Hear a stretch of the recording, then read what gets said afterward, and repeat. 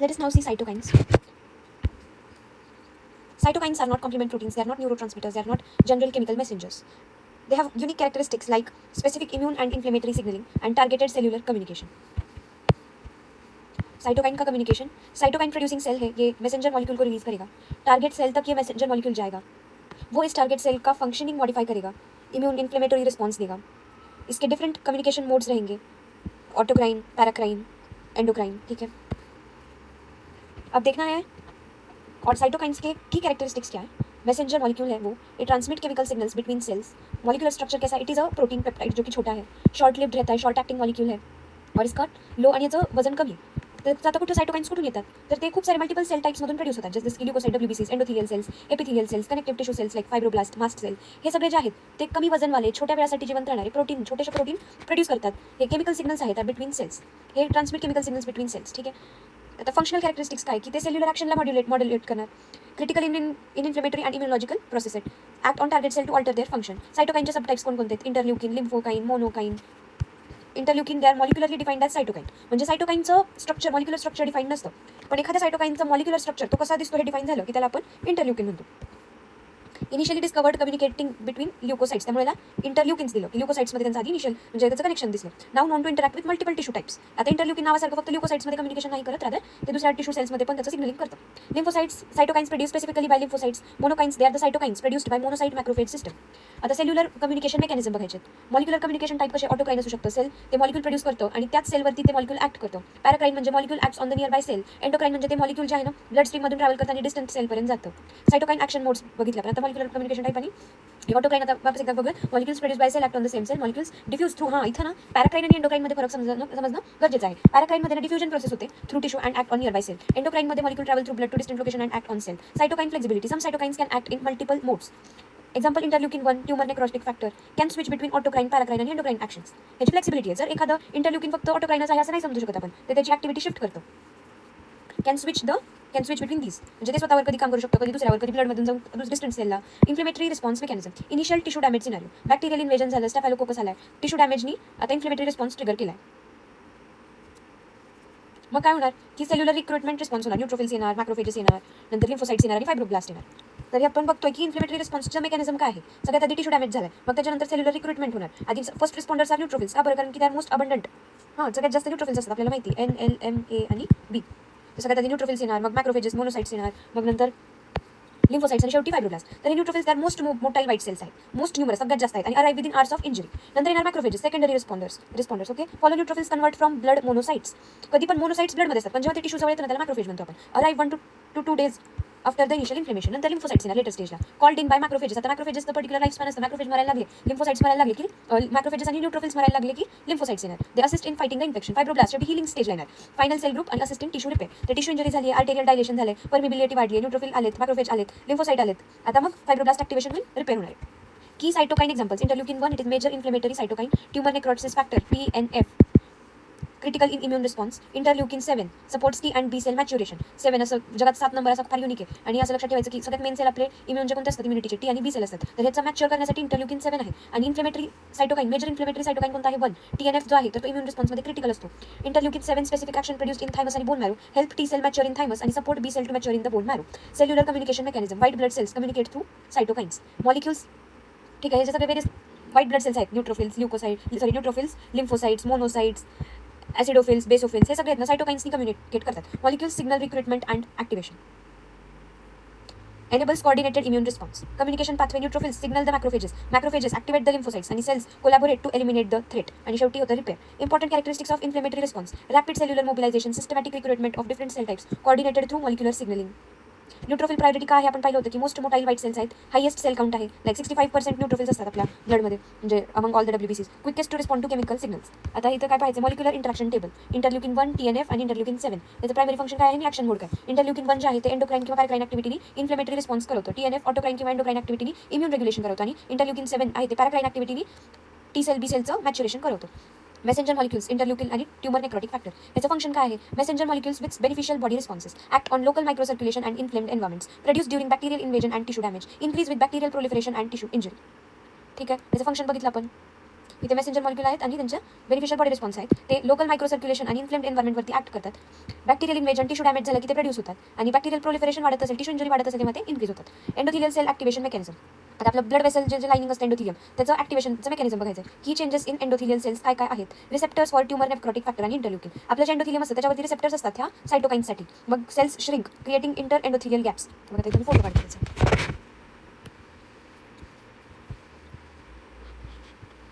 हे एंडोथिलियम आहे, याच्यावरती ना असे हे असतील पर्टिक्युलर त्या सायटोकाईनला खेचण्यासाठी रिसेप्टर्स आहेत. फॉर एक्झाम्पल असे रिसेप्टर समजूयात आपण. आणि इथं ना मग नंतर सेल्स असे श्रिंक होतात, इंटर एंडोथिलियल गॅप क्रिएट होतात. मग त्याच्यामधून फ्लुइड प्रोटीन मायग्रेशन होतं from blood to tissue. Protein release, आता प्रोटीन रिलीज झालंय, ह्याचा ॲडव्हान्टेज काय आहे की it enables the release of complement factors, antibodies आणि इम्युन सिस्टम सपोर्ट मॉलिक्युल्स. नंतर काय होतं, सेल्युलर ॲडिजन मॉलिक्युल्स. कोणकोणते, सिलेक्टिन्स आणि इंटिग्रिन्स बघायचे. सिलेक्टिन्स आणि इंटिग्रिन्स. सिलेक्टिन्स जे आहेत ते आधी आपण कुठल्या पण गोष्टीला सिलेक्ट करतो आणि मग त्याच्यासोबत इंटिग्रेट करतो. Initial interaction, loose attachment. First stage of cellular interaction. Analogous to selecting at a social event, allow rolling motion along endothelial surface. आता हा आपला एंडोथिलियल सर्फेस आहे, ठीक आहे, हा एंडोथिलियल सर्फेस आहे. याच्यावरती असे फॉर एक्झाम्पल हे असे सिलेक्टिन्स आहेत. आधी जे पाहिलं होतं ना हे सगळे, हे आपले सायटोकाईनचे रिसेप्टर्स होते, ठीक आहे. या रिसेप्टर्सला मला वाटतं थोडं वेगळं बनवावं. ठीक आहे, हे असे रिसेप्टर्स होते इंटरल्युकिन सायटोकाईनसाठी. आणि हे आहेत आपले सिलेक्टिन्स. सिलेक्टिन्स काय करणार, हे ना आपले जे सेल्स आहेत WBCs त्यांना लूजली अटॅच करून घेणार. मग नंतर इंटिग्रिन्स असणार जे की टाईट बाइंडिंग करणार. Integrate with endothelial surface activated by cytokine concentration. तर जसं जसं सायटोकाईन्स येतील, जसे जसे या इन्फ्लेम्ड एरियाला ते येऊन बाइंड होतील, तसे तसे हे जे इंटिग्रिन्स आहेत ना ते ॲक्टिवेट होणार आणि ते जे आपले WBCs येत आहेत त्यांचं फर्दर मुवमेंट हे प्रिव्हेंट करणार, त्यांना असं स्टक ठेवणार ते, ठीक आहे. आणि इथं आपण असे इंटिग्रिन्स काढूया. ते पहिले सिलेक्टिन्स होते, रेड कलरचे होते, आणि आता हे आपलं इंटिग्रेशन एकदम सॉलिड ब्लॅक रंगाने करतोय आपण, ठीक आहे. टाईट बाइंडिंग होतं मग सेल्सचं. तर अजून एकदा आपण ही वाली प्रोसेस बघूया. बॅक्टेरियल इन्व्हेजन झाले, सायटोकाईनचं प्रोडक्शन झालं, एंडोथिलियल सेल्स ॲक्टिवेशन झाले, सिलेक्टिन एक्सप्रेस झाला, व्हाईट सेलचं रोलिंग झाले, ठीक आहे. Allow rolling motion along the endothelial surface. त्याचं लूज अटॅचमेंट असल्यामुळं व्हाईट सेल इथं लूजली अटॅच होत आहेत सिलेक्टिन्सला, आणि त्याचं रोलिंग जास्त ना आपण रोलिंग ते करू देतात. पण जेव्हा ते इंटिग्रिनला पकडतील तेव्हा हे सेल्युलर मुवमेंट होणार नाही. तर white cell rolling, integrin activation, white सेलचं ॲडिजन होणार, ठीक आहे. सिलेक्टिननी रोलिंग होतं, इंटिग्रिननी ॲडिजन होतं, आणि मग इम्युन रिस्पॉन्स येतो. तर हळूहळू बघूयात कसा येतो, काय येतो. Molecular interaction stages. Bacterial presence triggers inflammatory response. आपल्याला माहिती इन्फ्लेमेशन झालं की त्याच्यामध्ये गॅप वगैरे बनतात. मग सायटोकाईन्स, इंटरल्युकिन, ट्यूमर नेक्रोटिक फॅक्टर हे सगळे ॲक्टिवेट होतात. इन्फ्लेमेटरी रिस्पॉन्स ट्रिगर झाला, सायटोकाईन्स ॲक्टिवेट झालेत, ठीक आहे. सायटोकाईन्स येऊन त्याच्या रिसेप्टरला बाइंड होणार, रिसेप्टर्स बाइंड झाले, मग सेल्स श्रिंक होणार, मग ते फ्लुइड आणि प्रोटीन यांना टिश्यूपर्यंत जाणार.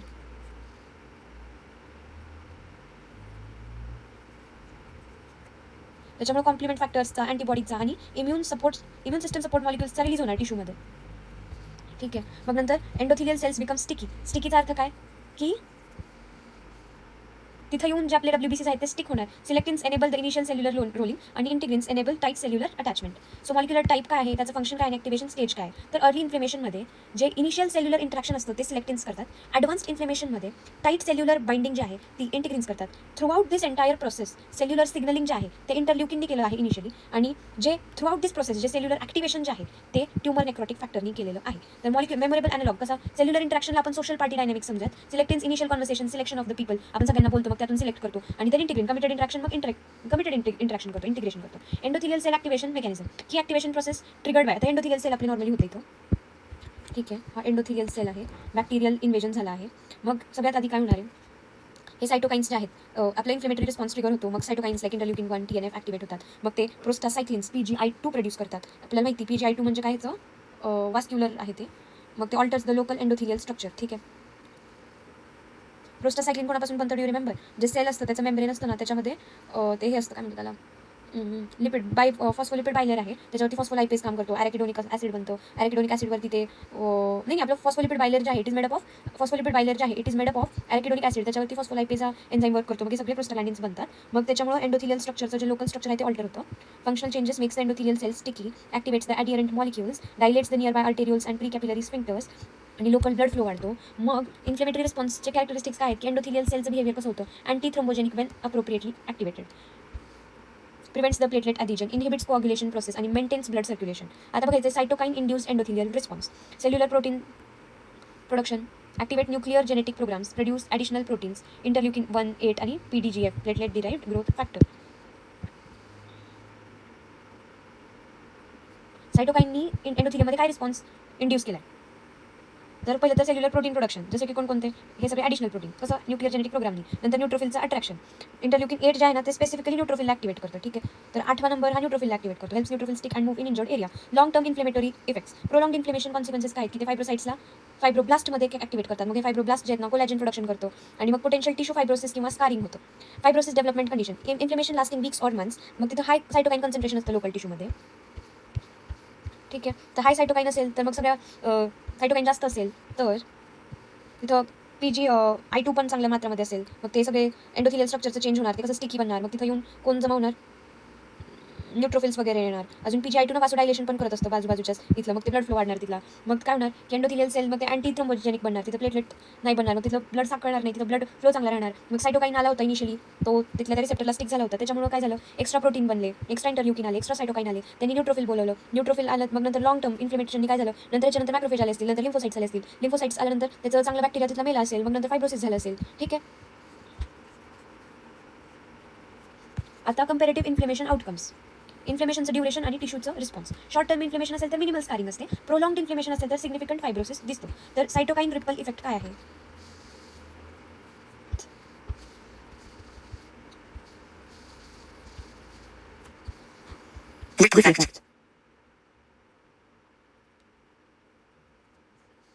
म्हणजे कॅस्केड इफेक्ट, मॅक्रोफेजेस सगळ्यात आधी न्यूट्रोफिल्स येतात, मग मॅक्रोफेजेस येतात, ते मग परत इंटरल्युकिन 1 प्रोड्यूस करतात, एंडोथिलियल सेल स्टिम्युलेट करतात, मग अजून इंटरल्युकिन बनतात, amplify the inflammatory response. Local versus systemic inflammation, stages of inflammatory response, mild आणि सिव्हिअर. माइल्डमध्ये लोकलाइज्ड इफेक्ट आहे, फीवर नाही आहे, लिमिटेड टिश्यू डॅमेज आहे, मिनिमल इम्युन सेल ॲक्टिवेशन आहे. सिव्हिअर इन्फ्लेमेशनमध्ये एक्सटेन्सिव्ह टिश्यू डिस्ट्रक्शन आहे, इथे लोकलाइज्ड होतं, इथे एक्सटेन्सिव्ह टिश्यू डिस्ट्रक्शनच होतं. नंतर सिग्निफिकंट इम्युन सेल रिक्रुटमेंट होतं, इथं बघ मिनिमल इम्युन सेल ॲक्टिवेशन होतं, पण इथं भरपूर सारे इम्युन सेल येणार आणि भरपूर सायटोकाईन प्रोडक्शन होणार. Inflammatory progression, typical disease progression कसं होतं, इनिशियल लोकलाइज्ड सिम्पटम्स दिसतात, पेन, स्वेलिंग, रेडनेस, आपल्याला माहिती ते काय, कोलर डॉलर, RDCT ट्यूमर, रुबर, डॉलर, कॉलर आणि फंक्शनलिसा. आणि ग्रॅज्युअल सिस्टमिक इन्व्हॉल्वमेंट होतं, increasing severity over time, immune cell involvement, neutrophil, macrophage, नंतर activated through inflammatory process. Cytokine signaling कोण कोण करते, interleukin 1, TNF act as molecular मेसेंजर्स.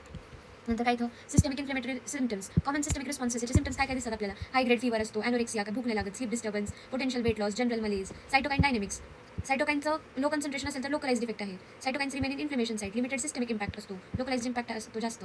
हाय कन्सन्ट्रेशनमध्ये सायटोकाईन्स ब्लड स्ट्रीममध्ये भरभरून असतात, मग ते सिस्टमिक इफेक्ट्स करतात ऑन डिस्टंट ऑर्गन्स, ब्लडनी जातात डिस्टंट ऑर्गनपर्यंत, मग सिस्टमिक इफेक्ट करतात. याच्यामध्ये की सायटोकाईन्स कोणकोणते आहेत, इंटरल्युकिन 1 आणि TNF. नंतर हायपोथॅलेमिक इन्व्हॉल्वमेंट बघायचं आपल्याला. Specialised areas with compromised blood brain barrier आपल्या ब्रेनमध्ये असतात, जसं की जिथं की ब्लड ब्रेन बॅरियर नाही आहे, जसं की किमो रिसेप्टर ट्रिगर झोन जे की वॉमिटिंगसाठी असतो, तिथं ब्लड ब्रेन बॅरियर नाही आहे, मग तिथले जे आपल्या ब्लडमध्ये टॉक्सिन जे असतात ना त्या ट्रिगर झोनमध्ये जाऊन ते टॉक्सिन त्या झोनला ॲक्टिवेट करणार आणि मग वॉमिटिंगचा रिस्पॉन्स येतो. नंतर जे आपलं कोरॉइड प्लेक्सस असतं ना तिथं पण हे नसतं, ब्लड ब्रेन बॅरियर नसतं. अजून एक इम्पॉर्टंट ठिकाण आहे ब्रेनमधलं जिथं की ब्लड ब्रेन बॅरियर नाही आहे,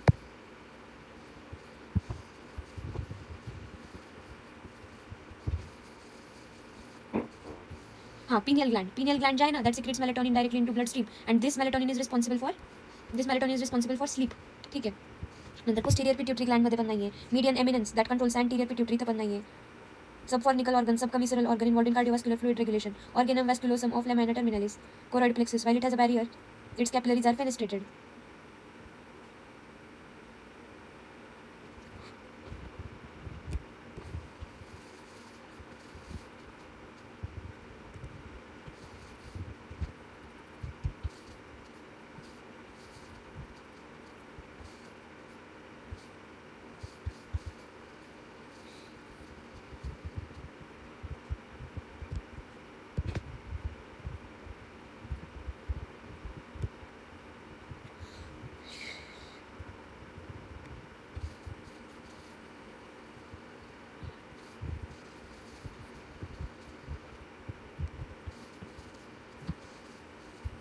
ठीक आहे. तर specialised areas with compromise blood brain barrier, ability to sample blood directly, neurons with specific cytokine receptors. हायपोथॅलेमसमध्ये असे न्यूरॉन्स आहेत विथ स्पेसिफिक सायटोकाईन रिसेप्टर्स आणि सायटोकाईन इंट्रॅक्शन कसं होतं, cytokines can not typically cross the blood brain barrier. त्याच्यामुळे जे specific hypothalamic regions आहेत that allowed direct cytokine access, तिथं ब्लड ब्रेन बॅरियर नसतो. तर मग cytokines bind to the specialised receptors there, alter the hypothalamic function. ठीक आहे. तर मग आपलं बॉडी टेम्परेचर डिक्रीज वालं काम इथंच अशाच प्रकारे होतं. की आता जे पायरोजन्स आहेत endogenous pyrogens internally produce cytokine based trigger fever response आणि एक्झोजिनस हे bacterial endotoxin they are of external origin.